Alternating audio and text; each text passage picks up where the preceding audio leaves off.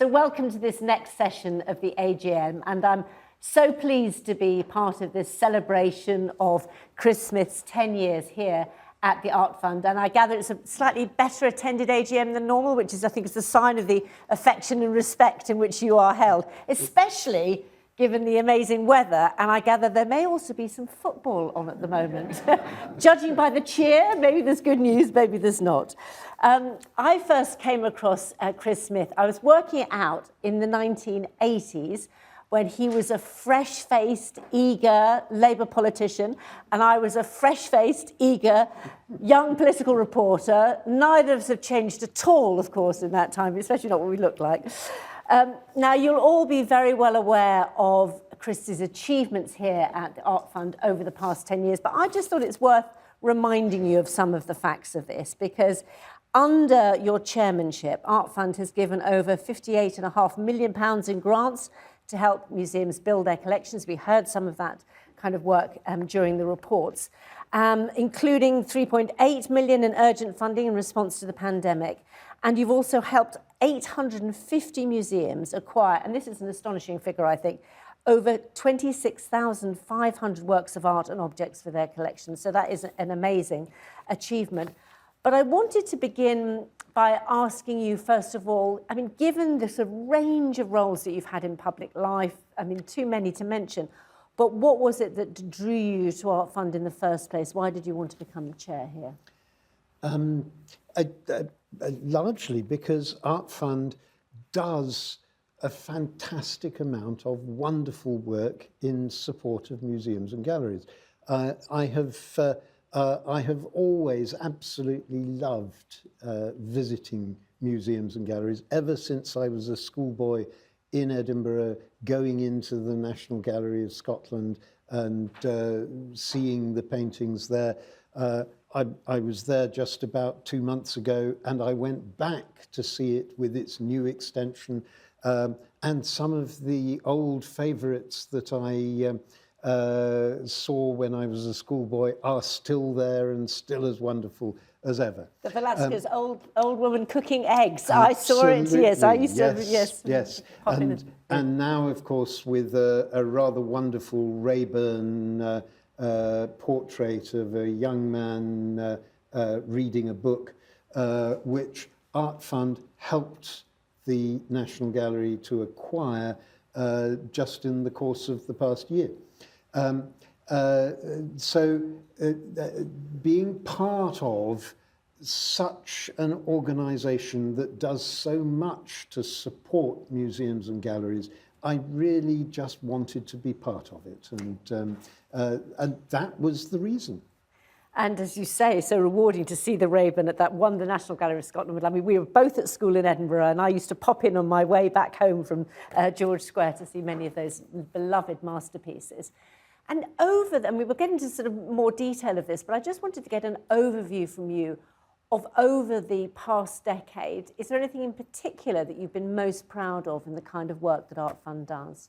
Oh, I think it would have to be the major acquisitions that we've campaigned to help to save for the nation. The Wedgwood collection in Staffordshire, the Armada portrait of Queen Elizabeth I, Derek Jarman's cottage at Dungeness, and most recently the portrait of Oh My for the National Portrait Gallery. These have been really iconic works, and I'm rather proud of the fact that Art Fund has been key to enabling them to be sustained for public enjoyment and viewing. Yes, absolutely. Such an interesting range of acquisitions there.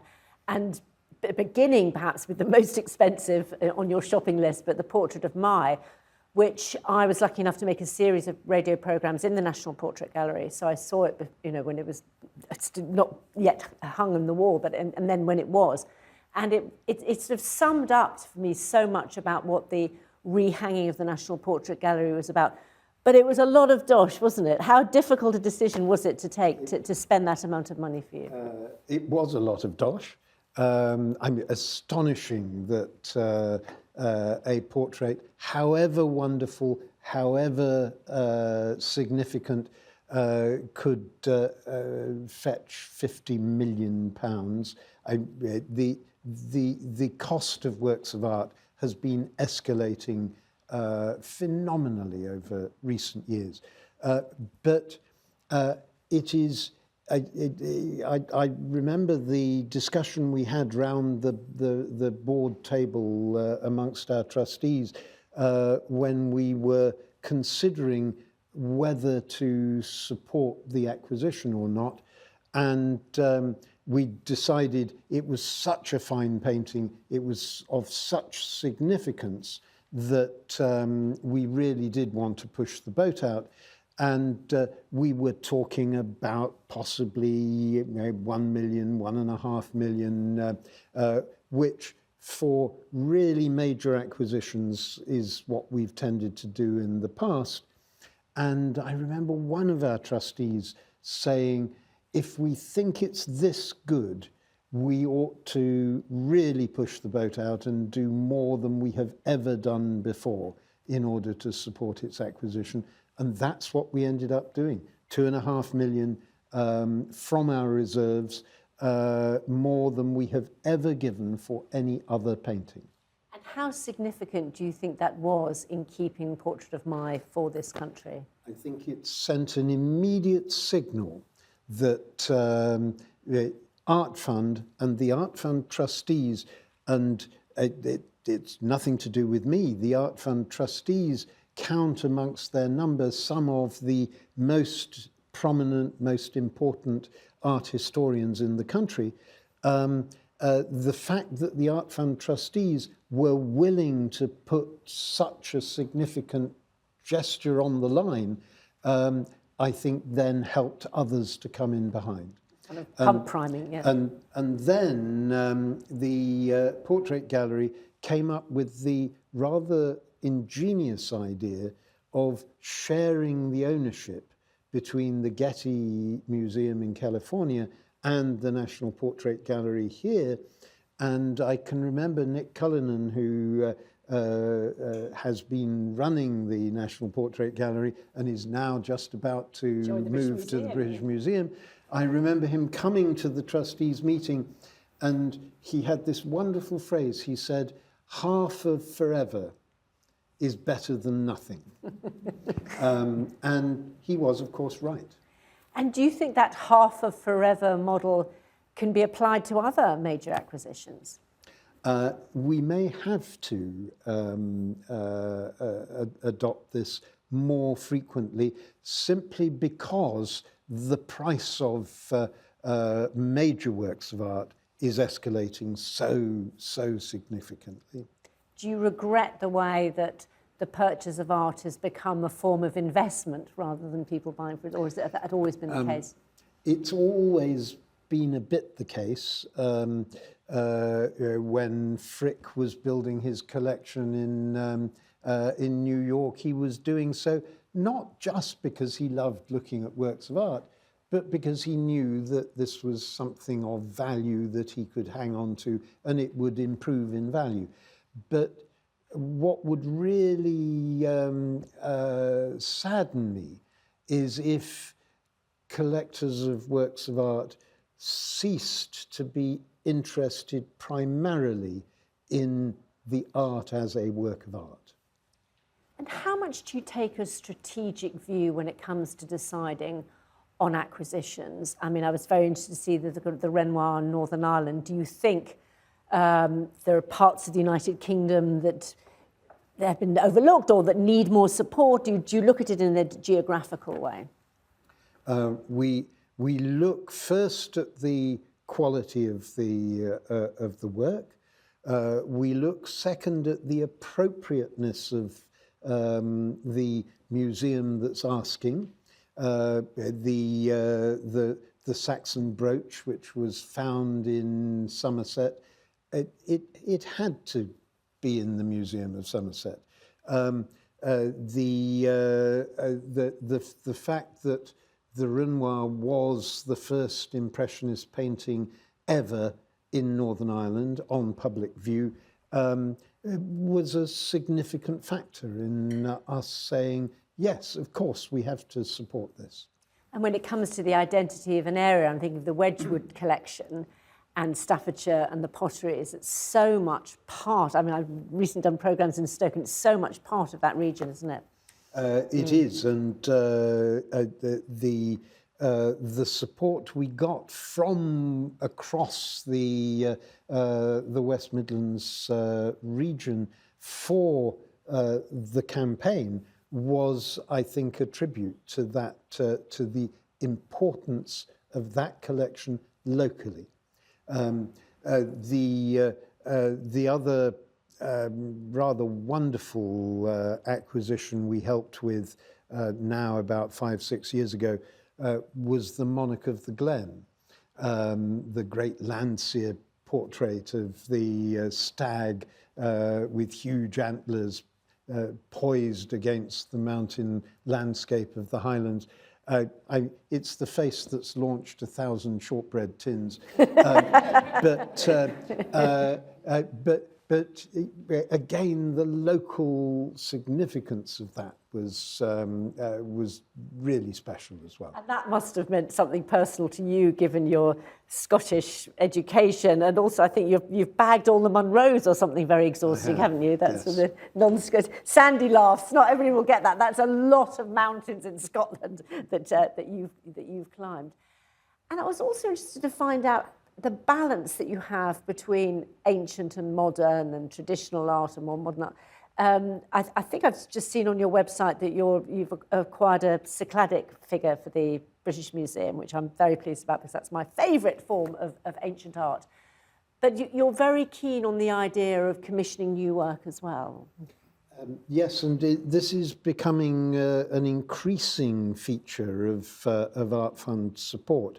And in a way, it helps with that increasing cost of works of art problem, because commissioning a work of art and making sure the artist gets properly remunerated for making the work of art is a way of making art much more affordable for museums and galleries around the country. And also for public spaces like the Yinka Shonibari Hibiscus Rising in Leeds, or like the Windrush sculptures in front of Hackney Town Hall that we helped Hackney to commission.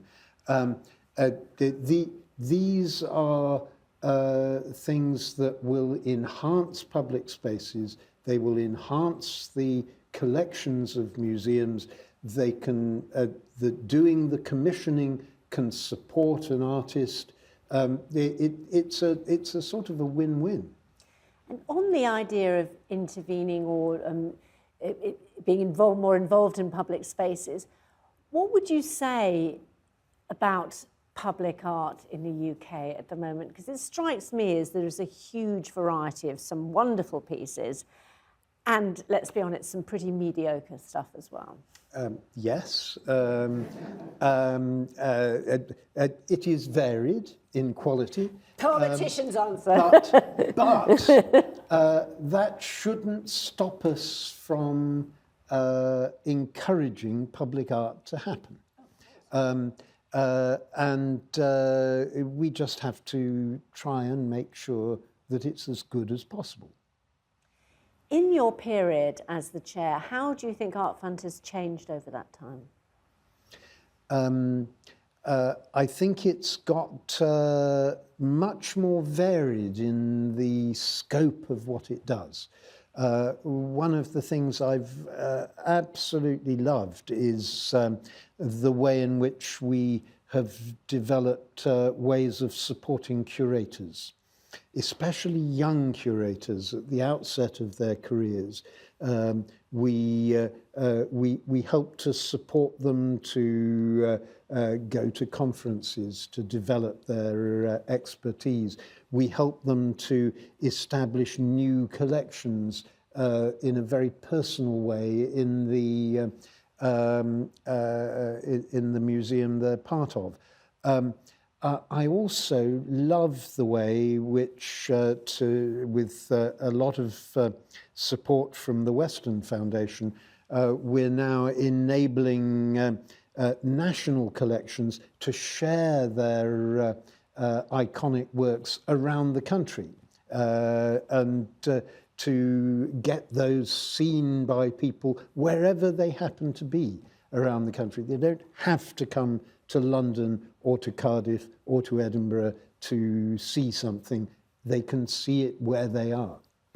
That's a very interesting initiative. And I wanted to explore a bit more about the idea of supporting curators. So these are people once they're in office. What about having greater diversity of the kind of people who become curators, which again will hugely influence our cultural life? And I don't just mean ethnic diversity, I also mean class diversity.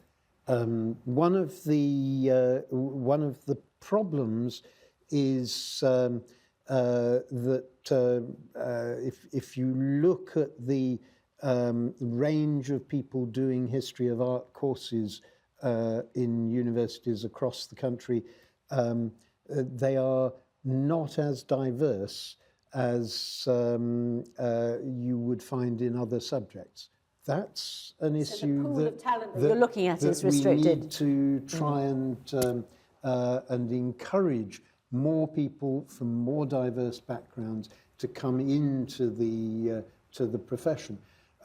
There is also a serious problem that curators are not paid particularly handsomely, and you need to be passionate about doing it in order to have the courage to exist on a salary that is not going to be particularly over generous. Which means that people who come from better off backgrounds are more able to take up the role. That is, I suspect, one of the reasons why the history of art courses are so undiverse in the kinds of student who undertakes them. So I guess that means doing more outreach work in schools, possibly. Yes, and trying to excite people not just to come to museums and experience what they have to offer and to enjoy that, but also to get the message across that you could be part of this. You could make this your life. And it's a wonderful and really interesting and inspiring way of living your life. And I would hope that we can begin to get that sort of messaging across. So not just when we celebrate Museum of the Year, celebrating the fantastic museum, but celebrating the fantastic curators that lie behind the museum.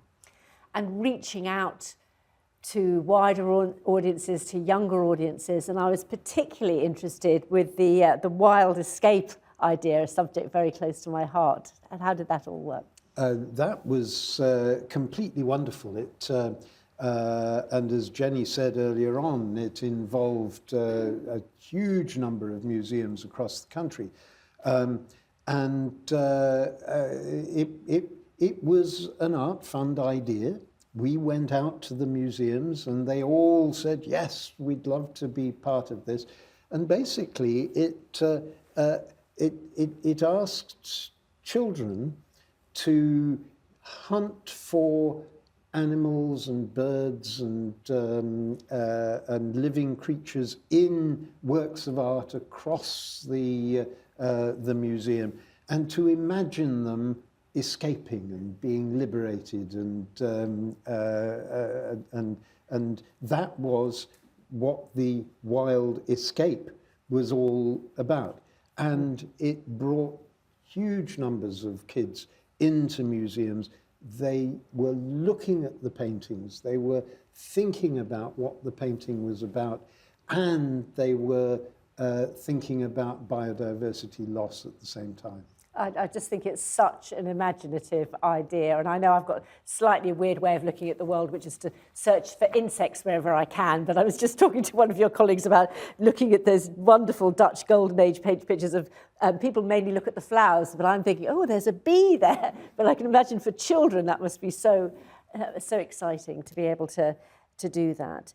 And when you were talking in your report, and Jenny was as well, I mean, clearly it's been very important to you to expand the idea of the art pass to different groups, like you mentioned teachers. Yes, and I met someone I'd never met before just this past weekend, who came up to me and said, you won't know who I am, but I just want to say thank you for the teacher art pass. I am a teacher, and it's transformed my ability to share things with the pupils that I teach. Do you think that the art pass itself has a high enough profile? I wonder if enough people know about it. Probably not. We are always seeking to try and expand the number of people that we tell about it. We have major advertising campaigns to try and get people interested in the National Art Pass. I often look with envy at the 4 million members of the National Trust and think, well, perhaps we could have just a fraction of those for the National Art Pass. But 135,000 is not a bad start. And very welcome to the ones who are joining us online. And actually a reminder that shortly we're going to be opening this up to questions from both you who are watching online and also from anybody here in the room. But before we get on to those questions, I did want to talk to you a bit about the kind of the climate for culture and budgets in particular. And you touched on the problems that local authorities have been facing. I know I've done a number of programmes from Birmingham, which can really cut their arts budget.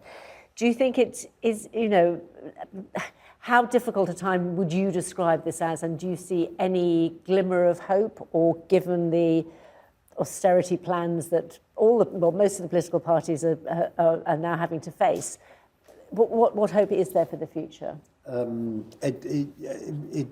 It is very grim.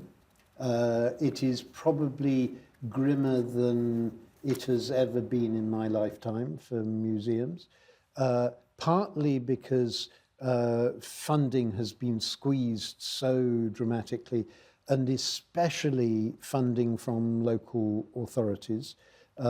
They, in turn, of course, have been squeezed fiercely by government over the course of the last 14 years. But at the same time, their costs have gone up. They're having to spend a lot more heating the museum and keeping the temperature control as it should be. Times are very, very tough. And that's why in the Art Fund we launched the Reimagine Grants programme. It's why we've advocated very strongly with government to get the continuation of tax relief for exhibitions. I very much hope that there will be a glimmer of hope on the horizon after the 4th of July. But we all know that the national funding picture is going to be really difficult. But we need to, as we will undoubtedly do with Art Fund, we need to keep on advocating about how important museums and galleries are and make sure they don't get forgotten when people are prioritising what may be possible for increased funding. Because in the grand scheme of things, it's not a big budget, is it? But it's one that's very easy to be squeezed. It's a tiny budget overall. But one of the things I discovered when I was Secretary of State was going to the Treasury and saying, it's such a small bit of spending, of course you can afford to increase it. Didn't cut any ice at all with the Treasury. Right, no, that's be very tough when it comes to the spending rounds. Well, look, that's so interesting. I think plenty of food for thought for everyone in the room and indeed all the people who are watching online. So let's take some questions now. Who would like to be the first person? I know in my experience of doing these events, there's a tumbleweed moment, and then just as we're about to wrap up, there are lots and lots of hands in the air. Who would like to start? Yes, thank you very much. Well, yes, Sarah's going to bring a microphone over. Thank you so much for a can you hear all right? Is that okay? Thinking about the people online, does that? Yeah. Thank you so much for an absolutely gripping conversation and everything you've done for the Art Fund over a decade. Could you talk to us a little bit about your own collection, please, and what inspires you in collecting? It's not very large. I have a couple of Anthony Gormley drawings. I have a couple of Zaha Hadid drawings, all of which they gave me. I have a number of Indian Mughal miniatures, which I just love. I have one painting which is quite special, which is a Victorian Scottish landscape. And it happened because I was staying for a weekend with Vivian Duffield up in her then shooting lodge in Angus. And I happened to mention casually to her at some point that I rather liked that painting that was hanging above the stairs. A year later, she gave it to me because I had liked it so much. And so it has pride of place on my wall. Good trick. I'm going to try that every time I go around people's houses. Yes, and we'll take the next question here. Thank you very much. Thank you. Some of the organisations that we support have a life members scheme that we've joined as hopefully, it will last a bit longer than 5 years or 10 years. I was just wondering if the Art Fund would consider or has considered or would do like a life members scheme so you can keep us forever. It's a really interesting idea, and we will take it to the trustees and have a think about it. Jenny, so we will tell you all about it. Ah. Is it wider? Yes, we need to the chairman as well as to our members. Do we have any online questions? Yes, Sarah, thank you. Yes, we've had one online, Chris, if you wouldn't mind answering. So talking about all of the art that's been funded under your leadership, what was the one that got away? So with hindsight, you wish we'd have been able to get? The Pontormo. There was a wonderful Pontormo portrait of a young gentleman, which the National Gallery wanted to acquire, and we almost got there. We had committed funds. The National Gallery had raised the funds, but because of a defect in the export stop scheme, it was lost. And we have since campaigned to rectify the defect in the export stop scheme, but that was the one that got away that I really regretted. Thank you very much. Yes, thank you. The microphone's just come in.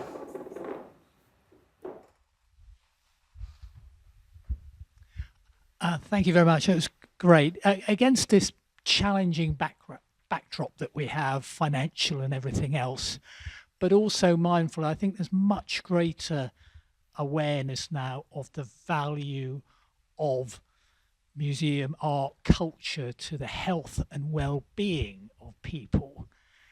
Is there any, and given your long history both in government and now at the Art Fund, I mean, are there any messages that you can leave for your successor that might pick up on those challenges? Well, it depends, of course, who my successor ends up being. But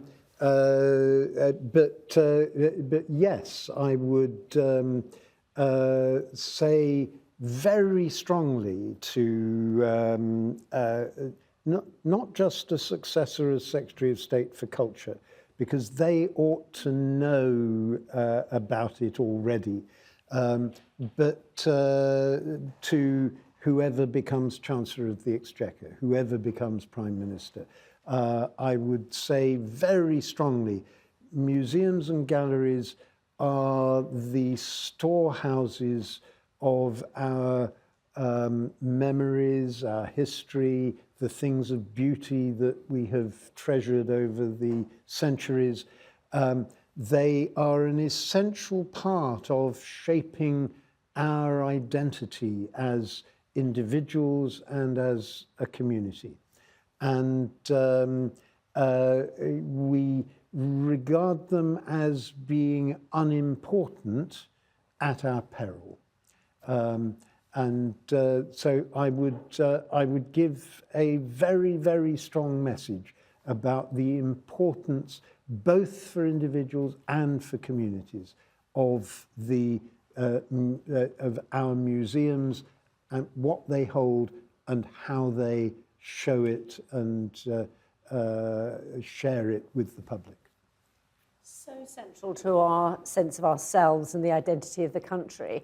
And I suppose that's why increasingly museums and galleries get caught up in, to use short term, but in culture wars, it's become a kind of, it's become a more contentious area, and maybe that's important for debate around our cultural heritage. It's important for debate, but I would rather have an expert curator who knows their history and who knows their collection making decisions about how to display it than a government minister. Do you think there's a risk of that? There have been occasions when government ministers on a culture war crusade have tried to intervene, and they shouldn't. Interesting advice there. Are there other questions? Yes, online? We've got one online, Chris, which, to put it shortly, I think members are saying, you've talked about threats to funding cuts and especially local authorities. What can members do? One member online has asked, are there any Parliament petitions that people could support, or is there anything else that someone could do to help protect the funding that we're trying to also advocate for? They can ask every single candidate that they come across, and every single canvasser who knocks on their door. They can ask them, what are they going to do to protect and support museums and galleries? It's the most important thing they can do. Do you think that climate, that's obviously very important government funding and art fund gathering, but in general, do you think it's going to be harder now for sponsorship of arts, of museums and galleries from the private sector? I'm thinking of the Baillie Gifford controversy. It is becoming more difficult, partly because we are becoming more sensitive about where private commercial funding is coming from. BP and the British Museum, for example. What we need to do is try and get as much support as we possibly can. The funding landscape for culture in the UK has always been a mixture of government or local authority funding, philanthropic funding from trusts and foundations, commercial funding from companies, and individual funding from individuals either as members of organizations or as visitors. And that mixed pattern of funding, on the whole, I think stands us in rather good stead as a country. But a key part of that is commercial funding from companies. Now, I would not advocate a museum running to BP saying, will you help us with funding? But look across the range of companies, especially if it's a local company and a local museum. There are synergies that can be worked there, and it's certainly worth making the approach. We've got time for one last question from either the floor or online. Okay, that's fine. No more questions from you. I've got one final question from me, which is you've told us about how you love the National Gallery of Scotland. I'm in complete agreement with you. If you had to pick a favourite small museum, which one would it be? I'm party pre here. I would have to say the Wordsworth Museum in Grasmere. Now, I just happen to be president of the Wordsworth Trust.